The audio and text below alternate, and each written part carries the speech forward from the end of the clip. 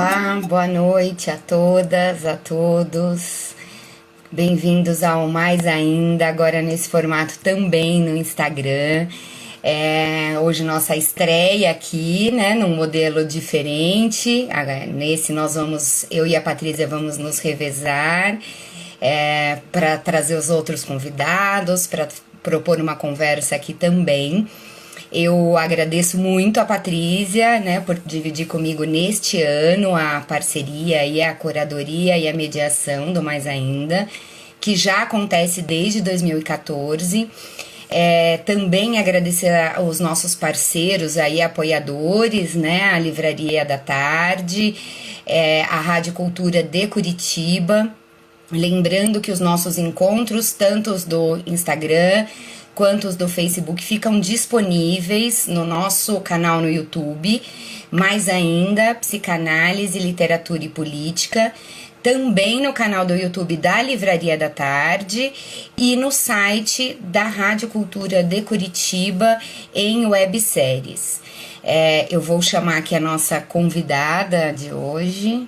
Oi, Olá, Michele. Olá. bem-vinda, já te agradeço aí por ter aceitado o nosso convite. É um prazer enorme ter você aqui para falar desse assunto. Então, hoje a gente vai falar de adoção, alienação e separação. Então, eu vou fazer uma pequena abertura e aí eu já te passo a palavra. Tá? Então, alienação e separação, dois operadores aí da clínica psicanalítica, sendo a parte fundamental da constituição do sujeito. Para Lacan, o desejo é desejo do outro. Desejamos possuir o desejo do outro naquilo que se objetiva. Sendo essa uma forma de alienação, o desejo se aliena nos significantes, nas trocas sociais, na linguagem. A demanda é esse estado de alienação do desejo. O que o outro está pedindo de nós? O processo analítico vai levar ao desmembramento do desejo e da demanda. Como pensar essas questões considerando os sujeitos, crianças e adolescentes, em situação de acolhimento? Como escutar o desejo e separá-lo da demanda nessa situação, na situação institucional? Então, para essa conversa tão difícil, né, mas tão importante, a gente tem a Ana Raquel Ribeiro, psicanalista, psicóloga pela PUC São Paulo, coordenadora do programa Contato, do Instituto Fazendo História, integrante do grupo de leitura e pesquisa Famílias do Século XXI, do Departamento de Psicanálise do Instituto Sede Sapiense e da Rede de Pesquisa de Psicanálise e Infância. Então, Ana, muito bem-vinda e está com você a palavra. Obrigada, Michele. Prazer enorme a gente fazer essa conversa, né? Tão necessária, tão importante, enfim, difícil por diferentes aspectos, né, Michele? Sim. Enfim, acho que eu vou começar um pouco pontuando da onde eu falo, a partir do Instituto, do trabalho do Instituto Fazendo História, enfim, como é que a gente pode chegar nessa discussão da adoção, talvez dando um passinho para trás antes, né? No sentido só da gente situar que... Bom, que a adoção, o processo de adoção de uma criança ou de um grupo de crianças, enfim, de irmãos, mas enfim, a adoção, ela é uma das saídas possíveis para a medida de proteção. Então, a medida de proteção é essa aqui, uma criança que se vê numa situação em que ela precisa ser afastada da sua família, por uma contingência de diferentes ordens, em geral envolvendo questões bastante difíceis, bastante complexas, né? Que possam levar aí a essa medida em que o Estado vai passar a cuidar desta criança, porque a sua família não está em condições de garantir aí seus direitos, né? Para muita gente, parece que a adoção já é o caminho imediato, a gente precisa lembrar de que isso não é assim, né? Que dentro dessa medida de proteção, o final da medida de proteção, quando o Estado, então, vai achar um caminho para esta criança, a primeira opção é sempre do retorno para a família de origem, né? Então, a gente entende que ali ela tem seus lastros, sua história, ela possivelmente já está, de alguma forma, aí alienada no desejo desta família, né? Ela, de alguma forma, já está atravessada pelos significantes que regem a história dessa criança nesse território, nesta família, neste universo da onde ela vem. Isso, a gente sabe, né, as implicações e a importância da gente garantir que, de alguma forma, isso possa ser preservado dentro das possibilidades desta família. Então, esse é um primeiro ponto, né, que a gente precisa ir esclarecendo para alguém que eventualmente não tenha essa familiaridade, de entender que a adoção é a última saída, vamos dizer assim, né? E não é por acaso, tem a ver, né, Michele, com toda exatamente a partir desta questão da alienação e separação. A gente pode usar esses conceitos para pensar o que no senso comum a gente diria assim, a adoção não é a última saída, não só por respeito à história da criança, o que já seria bastante, mas porque é muito difícil este outro processo, né? De entrada num outro contexto familiar. Não é simples o quanto parece. Nossa, que saída maravilhosa. Se a gente pensar do ponto de vista social, tem um atravessamento muito delicado, né? De preconceitos, de racismo estrutural, de um monte de coisa que a gente pode pensar, que o senso comum de algumas pessoas podem associar a adoção como uma saída mágica, né? E maravilhosa, esta criança, coitadinha, que está lá num contexto de uma família desestruturada, sem recursos, sem possibilidades, e aí virar um santo salvador para esta criança. Esse é um raciocínio cheio de preconceitos que a gente precisa ter muito cuidado com isso. Porque, como eu estava falando, né, a adoção não é uma solução mágica para os flagelos e para as dificuldades que essas crianças e essas famílias enfrentam, né? Não tem solução mágica aí nesse cenário, né, do acolhimento e da saída do acolhimento institucional, dessa medida de proteção do Estado. Então, acho que esse é um primeiríssimo ponto para a gente não deixar de lado, porque tem a ver justamente com os impasses, com os desafios que envolvem qualquer processo de adoção, né? Tanto do ponto de vista da criança, quanto do ponto de vista da família que está aí recebendo uma criança em adoção. Isso também não quer dizer que a adoção não é uma saída válida, possível. Sim. Claro que é, também. Mas dentro desse contexto vai ser aí a última alternativa, né? Nesse processo, vamos dizer assim, qual é o caminho que a gente precisa considerar até chegar na possibilidade da adoção. Eu vou falando? Como é que você quer fazer, Michele? Pode ir falando, e aí daqui a pouco eu te faço umas perguntas também. Só eu desabilitei os comentários, só para facilitar, porque senão eles ficam passando todo o tempo, eu não consigo ler e prestar atenção aqui na nossa conversa. Mas aí, faltando uns 15 minutinhos, e aí eu vou habilitar para as pessoas fazerem perguntas, interagir. Tá ótimo, tá bom. Então, vamos seguindo aqui. Tá. Então, acho que pensando então, né, na adoção como este último recurso, só para eu retomar um pouquinho, eu dou bastante ênfase, porque eu falei que eu ia falar da onde eu parto e acabei não dizendo, né? Sim. O Instituto Fazendo História, do qual eu faço parte, né, à frente de um dos programas dele, é uma organização que é dedicada a uma série de estratégias, programas, enfim, de cuidado com este público, crianças, adolescentes e famílias que estão vivendo esta situação do acolhimento institucional. Então, esta situação em que a criança é afastada da sua família de origem e passa a ter sua guarda cuidada pelo Estado. Isso é executado, né, pelos chamados serviços de acolhimento. E o Instituto, ele tem uma série de estratégias para trabalhar junto com esses serviços de acolhimento, e o Instituto Fazendo História também é um serviço de acolhimento na modalidade Famílias Acolhedoras.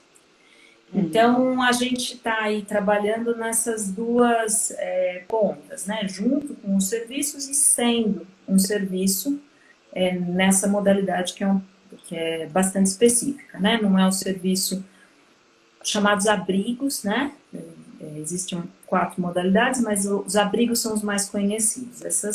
Esses serviços onde essas crianças residem, enquanto os profissionais da assistência social, da psicologia, enfim, estão trabalhando o caminho de volta para esta família de origem, ou na impossibilidade dessa criança voltar a morar com a sua família nuclear, pai, mãe, ou família extensa, tios, avós, irmãos mais velhos, enfim, esses caminhos todos, ou até de relações afetivas importantes, que também às vezes são uma saída para o processo da medida de proteção, esgotadas todas essas possibilidades, aí sim vai se pensando e trabalhando o caminho da adoção. Então, o Instituto trabalha nessas duas pontas, né? É assim que a gente vai buscando ajudar durante o período do acolhimento e nesse processo de saída do acolhimento também, né? A gente vai estar junto aí dos serviços ou executando exatamente o serviço, como eu falei, na modalidade de famílias acolhedoras.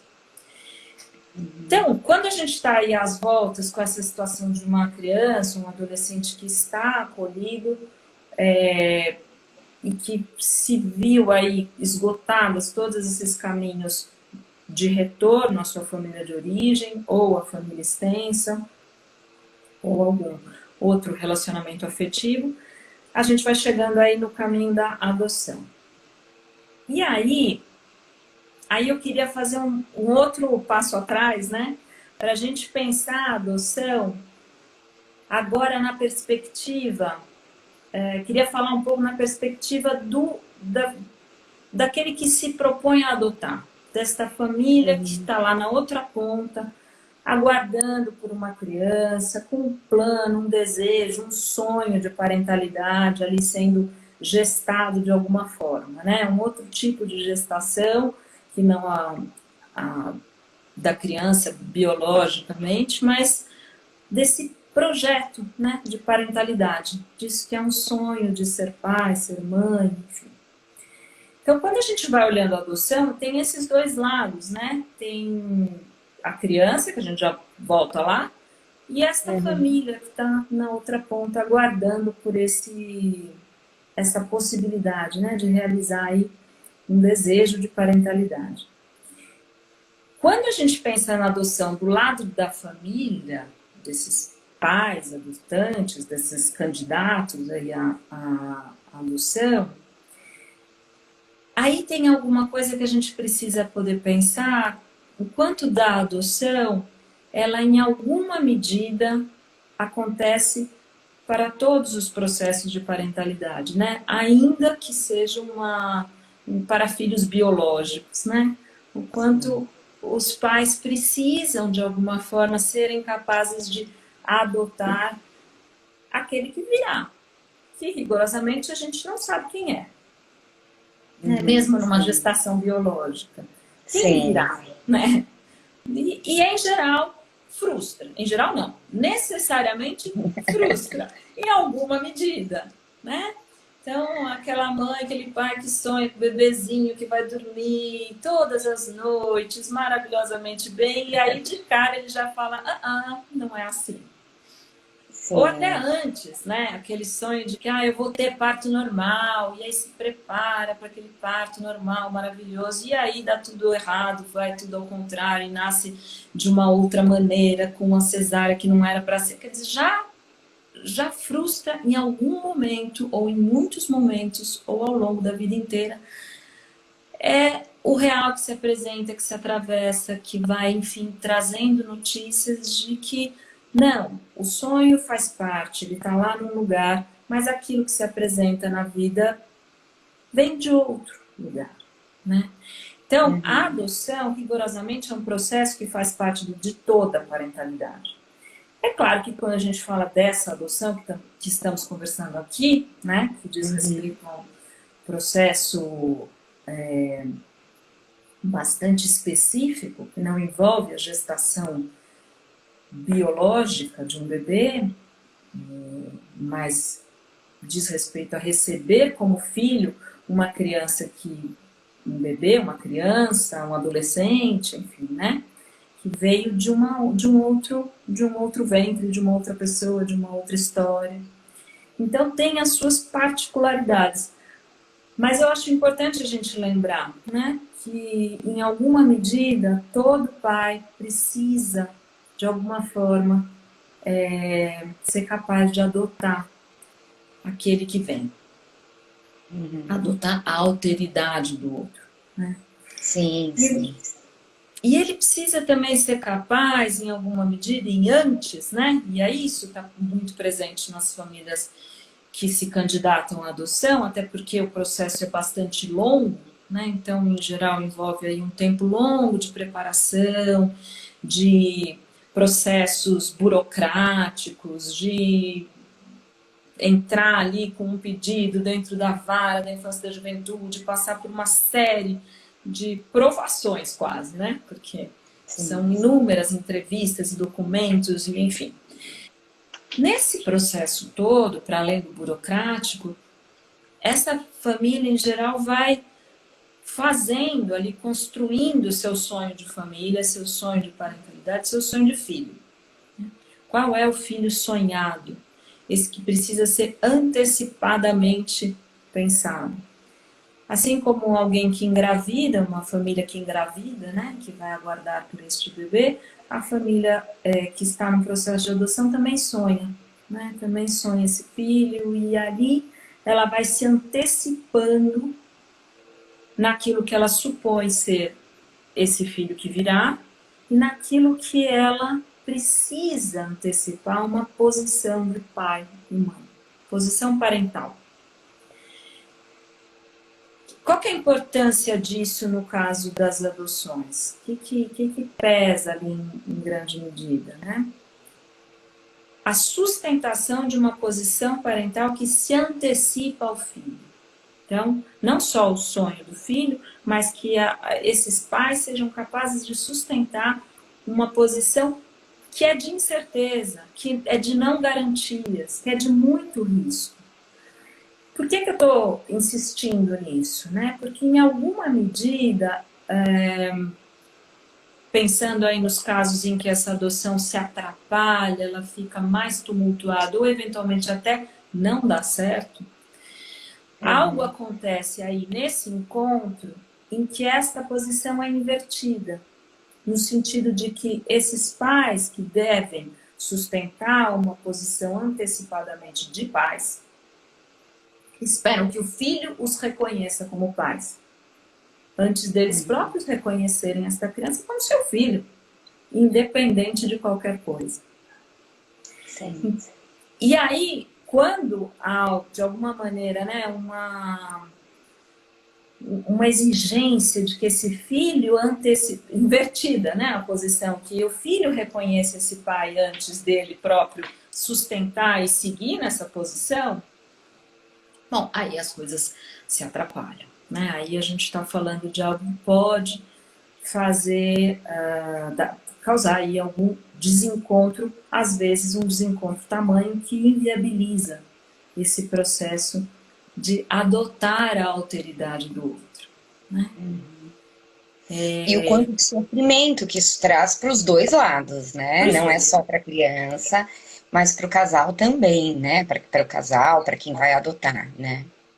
Exatamente, exatamente. Porque de alguma maneira, né, o que a gente sustenta na parentalidade, o filho é uma reedição do próprio narcisismo, né? Quando a gente vê ali e sonha esse filho maravilhoso, também eu estou sonhando eu como pai, mãe maravilhoso, pais maravilhosos, né? Que darão conta desse bebê, que darão conta dessa criança, que ela vai chegar sorridente, de bracinhos abertos e chamar de papai e mamãe, imediatamente. Isso se frustra em alguma... fatalmente vai se frustrar, né? E ao se frustrar, é aí que eu estou chamando a atenção de sustentar a posição de parentalidade. Num paralelo, né, se a gente pensar quantas crianças, filhos biológicos, né, isso é super comum, falam para os pais: você não é meu pai, você não é minha mãe. Como Freud já dizia, né, dessa criança que também sonha e idealizou em algum momento um pai, e a hora que ela se dá conta de que essa perfeição não está ali, ela diz: bom, então eu sou filha de alguém que é perfeito. Em alguma medida, Sim. ela se ancora ali também nesses pais idealizados. Só que os pais biológicos, esses que, enfim, imaginam que não há dúvida, né, de que somos pais, sustentam. Bom, você pode falar o que você quiser, eu sou seu pai, eu sou sua mãe. Esta posição é um tanto mais desafiadora para os pais adotivos e, no entanto, é a mesma coisa. Sim, eu sou seu pai, eu sou sua mãe. Quer você queira, quer você não queira, é o que temos para hoje. Sustentar essa posição com um filho, muitas vezes, com um filho adotivo em particular, pode ser bastante desafiador. E, no entanto, é tudo que essa criança precisa e é tudo o que se espera, o que se pede, né, de uma posição de parentalidade. E é bem interessante, né, você ir colocando esses pontos, inclusive dessa idealização, porque o que me parece é que dentro desse filho idealizado aí, que vai se criando, né, no processo de adoção, quando chega e fatalmente isso vai ser frustrado, tem uma questão que bom, eu preciso ser esse pai, essa mãe perfeita para essa criança, e eu espero que essa criança responda desse mesmo lugar. E aí, me parece, pelo menos, né, pela minha escuta, pelo trabalho que eu venho fazendo, me parece que aí tem uma dificuldade também de aceitar a história desta criança, né? Esta criança que chega, do jeito que ela chega, com a história dela, com aquilo que ela, com a maneira dela de se relacionar, que pode mudar e que tem todo um processo aí, algumas coisas de fato vão mudar, mas o quanto esses pais sofrem, porque aí tem uma demanda, né, bom, precisam estar super bem na escola, precisam acompanhar a turma, precisam se adequar a esta nova família, com estas regras, e o quanto isso vai se frustrando, quando o que precisa de verdade é sustentar esse lugar que você está trazendo, né? Esta posição de pais. E que esta fala, quando diz, bom, sou eu o pai, sou eu a mãe, é comigo agora que você vai ter que se haver, né? O quanto isso vai, de certa forma, dissolvendo uma outra fantasia que, na maior parte dos casos que a gente atende, as crianças têm, que é a fantasia da devolução. Porque isso, de certa forma, marca que, olha, você não vai voltar para lá. A gente vai ter que resolver aqui essa questão, esse problema. Né? O quanto isso vai dando uma segurança, né? Exato. Isso é essencial, e é essencial para os dois. A fantasia da devolução, claro, da perspectiva da criança, é isso mesmo, né? É tudo que ela, inclusive, muitas vezes vai testar isso, vai testar fortemente. Vai se apresentar ali numa posição que vai colocar isso em xeque. Ela pede esta segurança, fazendo as coisas, muitas vezes, né? Não é uma absoluta regra, mas é muito frequente. A posição em que ela vai, sim, identificar onde pode ser que ali, de alguma forma, a família volte atrás e ali, se ela fizer isso, é isso que vai causar uma possível devolução, é ali que ela vai entrar. Então, ela de fato vai testar e vai pedir, vai precisar que esta família, que esses pais sustentem esse lugar, justamente para dar conta da fantasia de que ela volte da devolução, da rejeição, na verdade, de uma repetição de algo que ela já viveu. Ela já traz, de fato, essa marca na sua história. Ela perdeu ali uma vinculação importante com a sua família de origem. Isso aí, especialmente, vai ficando cada vez mais forte para as crianças mais velhas. Por outro lado, né, Michele, o correlato da fantasia da devolução nos pais é a fantasia de que essa criança, na verdade, volte para os pais, queira, né? Os pais da família de origem, que ela, de alguma forma, fuja e corra para esta família de origem, e que eles não sejam reconhecidos como os pais dessa criança ou desse adolescente. Enfim, eu estou aqui lembrando de uma história, de uma entre tantas, né? Mas de uma família muito angustiada que via o seu filho adotivo, que foi adotado bebê, e quando adolescente, este menino ia para a quebrada. Ele queria estar na quebrada. E o quanto foi difícil para essa família reconhecer que este ir para a quebrada não dizia respeito a negar os pais adotivos, mas a justamente poder não negar a sua história, que nascia ali na quebrada. Então, a exigência o que vai ficando em xeque são todas essas fantasias dos pais e da criança. E quanto é importante que cada um deles possa ali abrir espaço, do ponto de vista dos pais, abrir espaço, como você estava falando, né, para a história dessa criança, para de onde ela vem, por onde ela transitou, quais são os significantes que estão ali regendo de alguma maneira a demanda onde ele está. Porque negar essa origem, negar uma história, não facilita em nada. E não diz respeito a negar os pais adotivos como família. Diz de uma outra questão, né? Da necessária elaboração de algo que diz respeito àquela criança, ou aquele adolescente, ou enfim, né? Então, são os lados aí dessa história que vão aparecendo de diferentes maneiras, né? Outro aspecto disso, agora pensando também do lado dos pais, né? O quanto, de alguma forma, esse encontro com a alteridade, com alguma coisa que esta criança aponta, que não faz identidade ali com a história da família adotiva, desses pais, o quanto isso é ameaçador para essa família, né? O quanto fica difícil para essa família reconhecer e legitimar nessa alteridade alguma coisa que pode ter lugar. E não cair no risco, né, de ir apontando colocando tudo na conta da adoção. Né? Então, se ele vai mal na escola, deve ser um problema porque a mãe usou droga, porque isso afetou o cérebro, porque então ele tem um problema, ou qualquer outra coisa, porque ele gosta de funk, ou porque ele, sei lá, se interessa por qualquer coisa que não diga respeito ao universo dessa família adotante. Uma busca por um diagnóstico, às vezes, né? Uma tentativa de diagnosticar a dificuldade.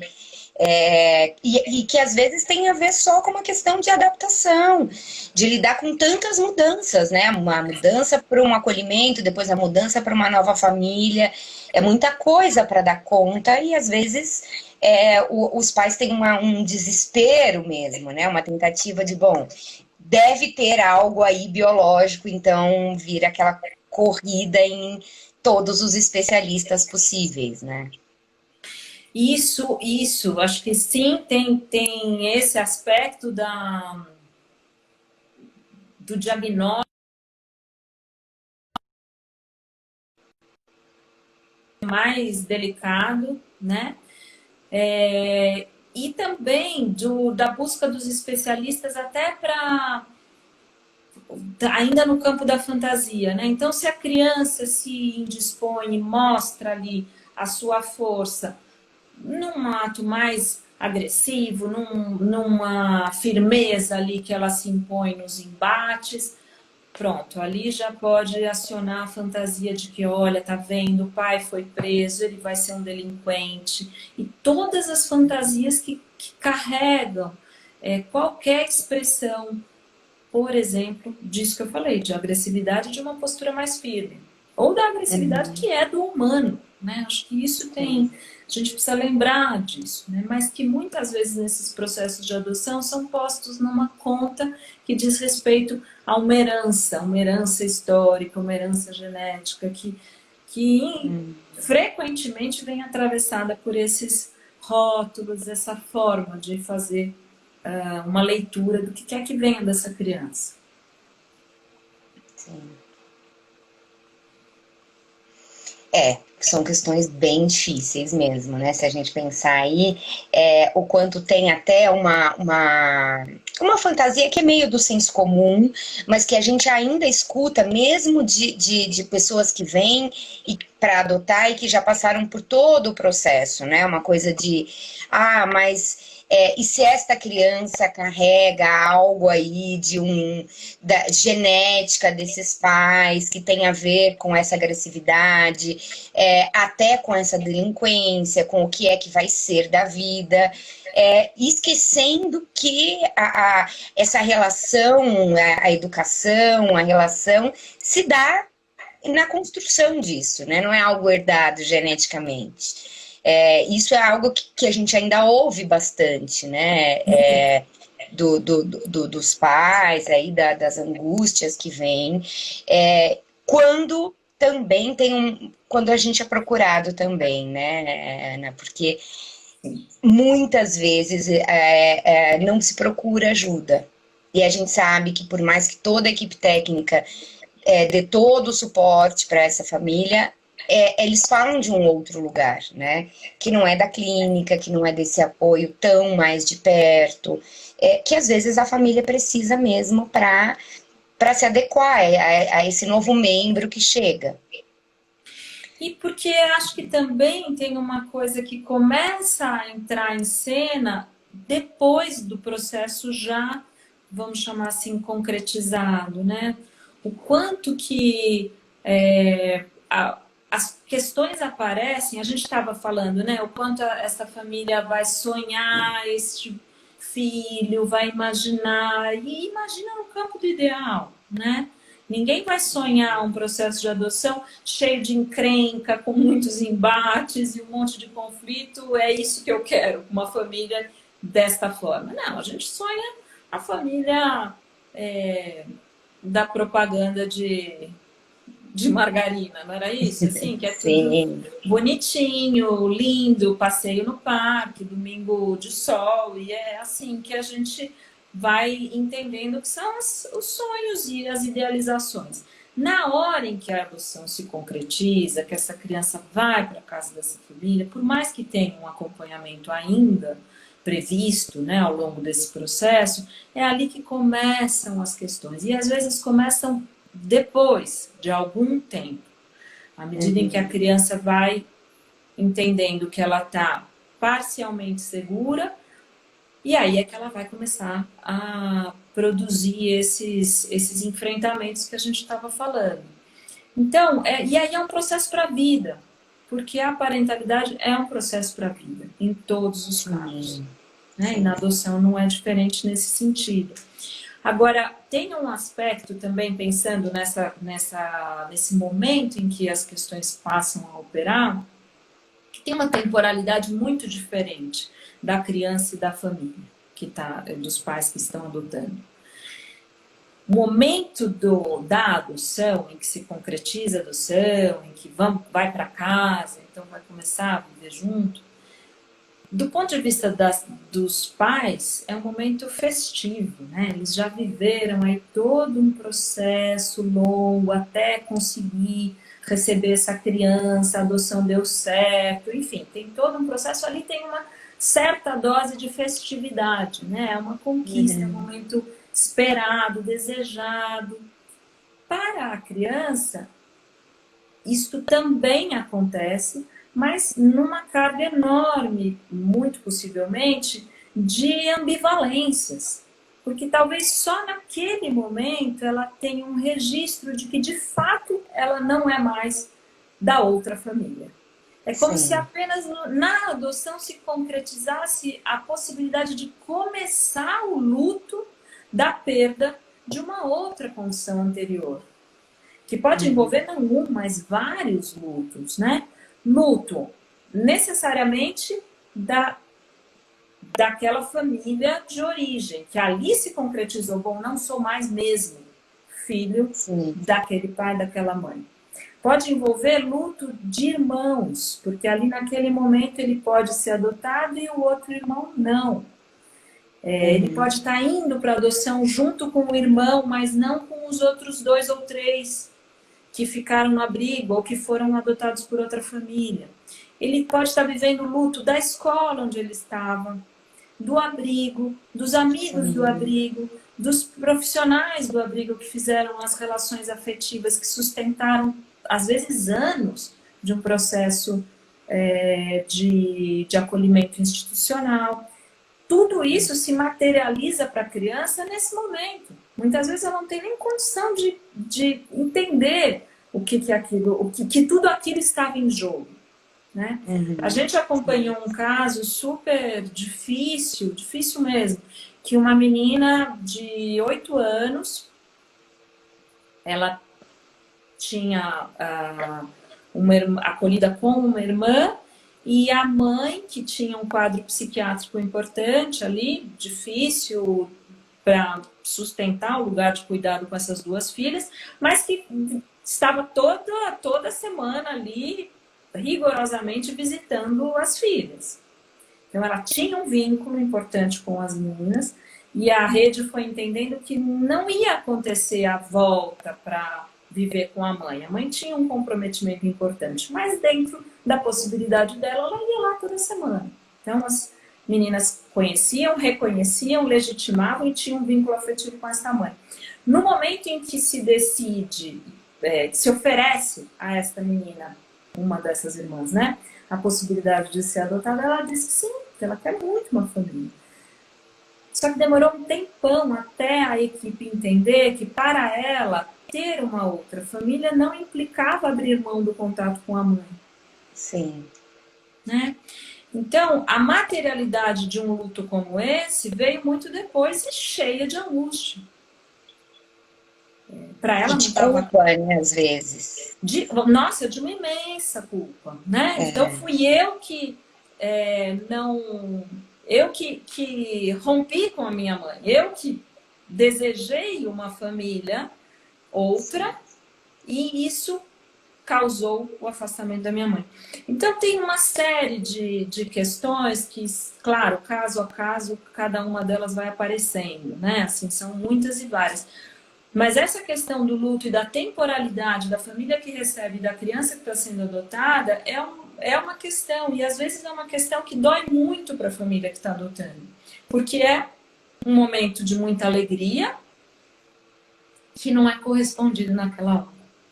E às vezes é muito difícil, né, dar lugar para isso que é da ordem do luto que essa criança está fazendo. Ou dos muitos lutos que ela também está fazendo.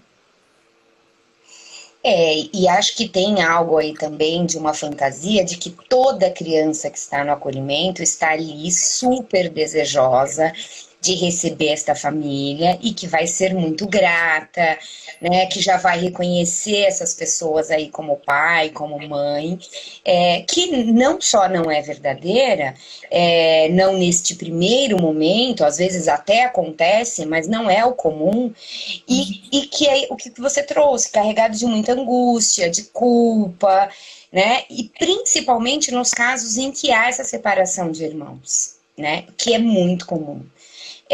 E que é dificílimo pensar nisso, porque por um lado uma família numerosa, pensar nesse processo de tudo isso que a gente já veio trazendo, né? Com várias crianças, com demandas diferentes, é difícil, mas a separação também né? Sem dúvida, sem dúvida. E isso é uma... Bom, aí tem um universo para a gente conversar, né? Do ponto de vista da criança ou do grupo de irmãos, né? Estar... o fato de estar acolhido com um grupo de irmãos muitas vezes permite reorganizar psiquicamente essas crianças numa outra ordem de fraternidade, né? Muitas vezes é com esses irmãos que vão se estabelecer funções importantíssimas. Estou aqui pensando enfim, na função fraterna que Maria Rita Raquel, entre outros autores, traz, né, como possibilidade, às vezes até substitutiva, em alguma ordem de uma função parental. Né? Pode ser que esses laços fraternos acionem aí coisas importantes do psiquismo e da constituição psíquica mesmo de crianças. Então, enfim, sim, são laços que não é que necessariamente serão dessa ordem, mas podem ser dessa ordem, né?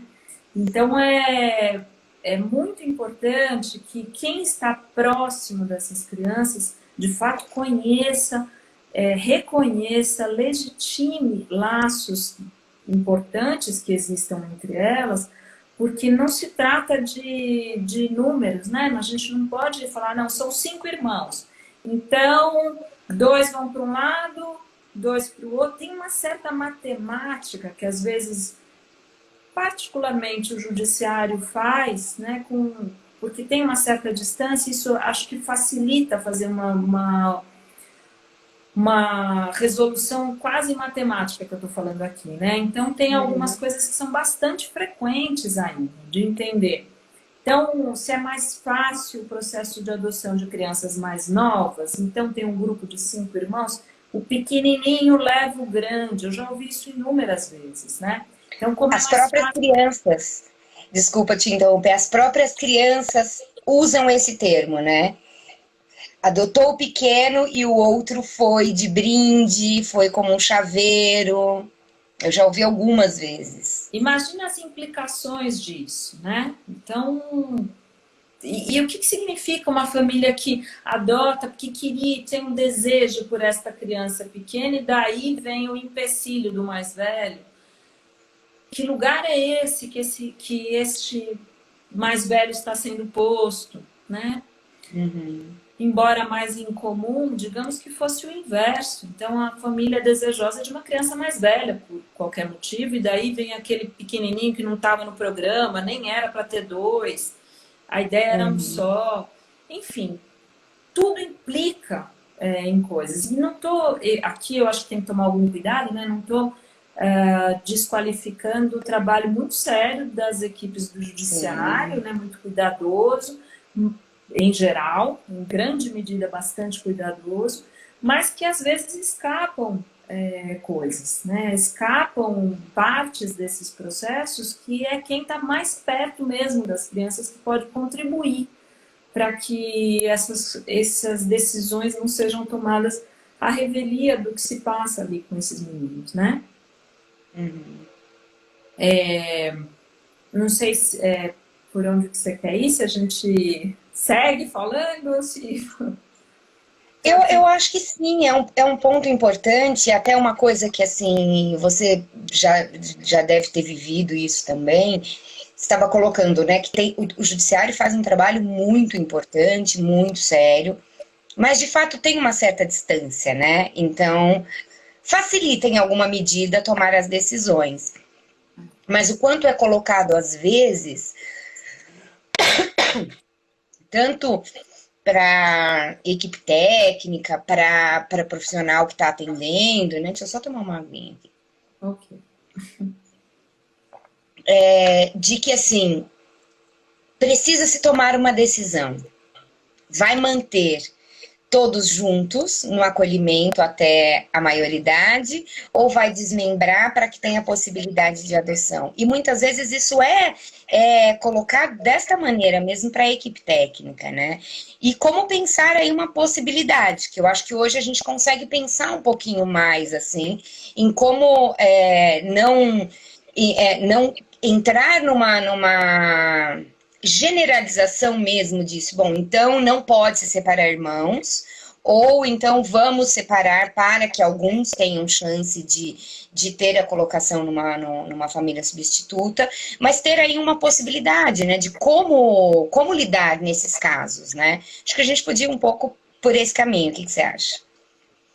Podemos, acho que assim, lembrando sempre, né, que varinha mágica infelizmente não existe, né, e solução ótima para qualquer um também não. Eu acho que é um pouco isso que você Sim. está falando, né, Michelle? Que importante que é a gente pensar em outros caminhos, né? Que outros caminhos e que caminho é o melhor caminho para aquele grupo de irmãos ou para aquela situação específica, né? Nesse sentido, algumas varas têm trabalhado, que a gente vem nomeando aí como adoção compartilhada, né? É um caminho relativamente novo, está longe de ser uma perfeição no sentido de que isso é uma solução que funciona sem problemas, de jeito nenhum, mas é um caminho interessante para alguns casos ou para muitos casos, né? Adoção compartilhada significa famílias, então imagina um grupo de irmãos que dificilmente todos serão adotados em conjunto. Então, em geral, a maioria dos processos de adoção, as famílias querem adotar uma criança. Em geral, um bebê, né? Preferencialmente. Sim, Ainda sim. existe isso. Está mudando, ainda bem, mas ainda existe uma preferência por bebês brancos e meninas. Isso é muito... Também é uma outra questão para a gente pensar, né? Mas vem mudando, ainda bem. De toda forma, as pessoas têm um plano de adotar um bebê, uma criança. Quando a gente fala de grupo de irmãos, e aí pode ser 2 ou mais, aí já entram essas questões que a gente está falando. Então, o desmembramento de um grupo de irmãos parece bastante radical do ponto de vista de que você pega este grupo, divide e cada um vai seguir o seu caminho e eventualmente nunca mais tendo notícias um do outro, né? Sim. A adoção compartilhada prevê que já no processo de seleção dessas famílias, então lá no processo que eu falei que era um longo processo que envolve muita burocracia de papel, né? Não de processos mesmo judiciais, mas também entrevistas, conversas, enfim. Ao longo deste processo, a equipe da vara vai identificando famílias que aceitam, gostariam de adotar uma parte de um grupo de irmãos, mantendo algum vínculo entre eles. Então, a ideia não é que essas famílias vão fazer uma adoção conjunta, né? Não é que viram elas todas uma família só, uma grande família, mas que de alguma maneira elas respeitam a história desse grupo de irmãos, mantêm o contato mínimo, ou pelo menos saber por onde anda, se não a própria convivência, né? Que seria o ideal, mas não há não está previsto a necessária convivência. Mas essa é a grande ambição, né? Que eles pudessem um pouco partilhar aí um da vida dos outros. E aí isso é um caminho que, imagina, a gente estava falando tudo aquilo, a dificuldade de se reconhecer a alteridade de um filho que está chegando. Imagina você levar isso à dimensão de duas famílias. Sim. O volume de questões que vão surgindo, né, nesses processos. Então, não é algo fácil, não é simples. A gente acompanhou processos bem-sucedidos e outros nem tanto. Inclusive com devolução de parte dos meninos, então famílias que não deram certo, outras deram, e daí, enfim, nesse caso específico que eu estou aqui lembrando, as crianças foram em grande medida colocadas como as que, aqueles irmãos são os que não dão certo. Então, com efeitos bastante ruins nesse sentido, né? Mas a gente acompanhou também processos que deram certo, que as famílias conseguiram sustentar, cada uma a seu modo, a seu tempo, um espaço que é de cada família, mas prevendo aí uma possibilidade de pelo menos saber por onde anda, se encontrar eventualmente. E isso é bastante potente, né, do ponto de vista da possibilidade de fazer integrar essas histórias. Eu tive assim, a oportunidade de acompanhar duas situações dessa, em que foram foi muito bem sucedido, foi feito com muita cautela, mas uma coisa que me chamou a atenção nesses dois casos, né, a minha amostragem aí, vamos dizer assim, é muito pequena, mas o quanto essas famílias puderam também fazer um trabalho de apoio entre elas, das dificuldades que apareciam, até de poder dar troca mesmo, né? De olha, como é que você está lidando com isso? Uma ajuda mútua aconteceu nos dois casos em que eu pude acompanhar. E acho que um deles especificamente tinha uma particularidade que era a irmã mais velha, o que também é muito comum a gente acompanhar, né? Era um caso de seis crianças, em que a mais velha tinha ali uma função materna, tinha este lugar, né? Foi criando os menores, e o quanto para ela era difícil sair desta posição. E sendo adotada como uma outra maiorzinha, ela conseguiu não ser mais a mãe, mas também ser a filha. Apesar de ter ainda um cuidado com os irmãos, mas de sair dessa posição, né? Não sei se você acompanhou outros casos em que foi mais difícil, porque as minhas experiências aí foram muito boas, muito positivas. Ah, que ótimo. Eu acho que esse é o melhor cenário, né? Quando a gente consegue famílias que dialoguem, que, enfim, possam não se acirrar, né, nos ideais, né, nos seus ideais, mas possam se aproximar mesmo das questões da vulnerabilidade e fragilidade dos encontros com o outro, né? E se apoiar nisso. Então, acho que esse é, sem dúvida, o melhor cenário. Acho que os casos são muitos, e eu tenho experiências de diferentes ordens, né? Acho que nunca tão bacaninha, assim, tão redondo de encontrar duas famílias que se encontram e podem fazer isso com tanta fluidez.